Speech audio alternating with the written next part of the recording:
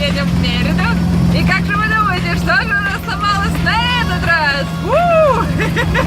Итак, перечислятся наши бесконечные поломки. У нас протекает масло, как вы все знаете, причем такое литрами конкретно. Вот, оказалось еще вчера то, что у нас полетел подшипник, да, и вот теперь у нас машина издает просто адский звук, вам сейчас не слышно, но поверьте, это именно так. Вот, и там тоже оказалось, как протекает масло, из-за этого полетел этот подшипник. Масло из коробки, да, другое масло. Вот, также сегодня с утра оказалось, что у нас полетел стартер. У нас, конечно, и так батарея не работала, но теперь еще и стартер полетел. То есть теперь мы без толчка вообще не заводимся. Вот. Но мне кажется, это еще не все. Это тоже не все чудесное. Одна поломка на день, сегодня ничего больше не можно сломаться, так что... Но мы надеемся. Мне надо сейчас сказать, что когда мы доедем до Мериды, машина просто растворится в пространстве.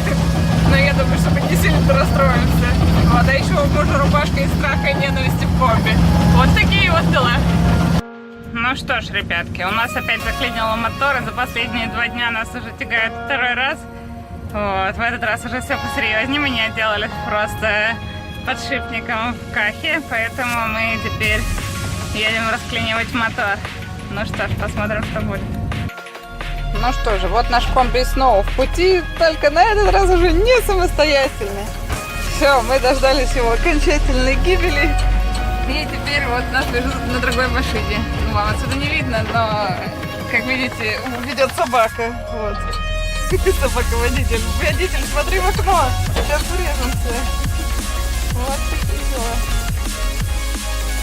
Ну что, ребят, это последнее видео из цикла «Мексиканский блог белоруса», да, «Приключения на комби». Комби отправляется в зимнюю спячку, а мы отправляемся в Россию. Только что, пока мы стопили, мимо нас проносился огромный шторм. Точнее, даже не шторм, а цунами, прям таким вихрем.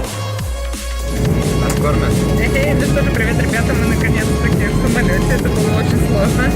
Полететь с собакой, это реально очень тяжело. Вот, мы им до этого 5 раз звонили и спрашивали, что же нам нужно. В итоге мы все равно 3 часа бегали как ненормальные.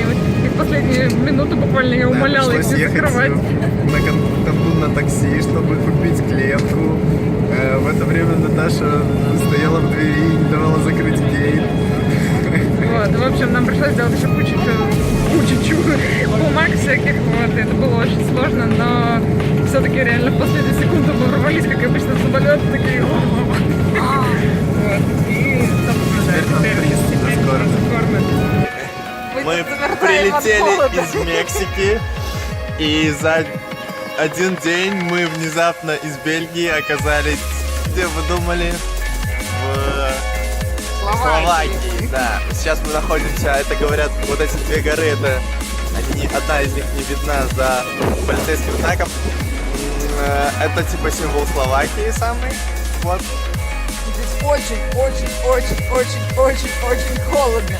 Но это очень красиво. На самом деле Словакия оказалась для нас каким-то таким большим открытием, потому что мы не ожидали такого.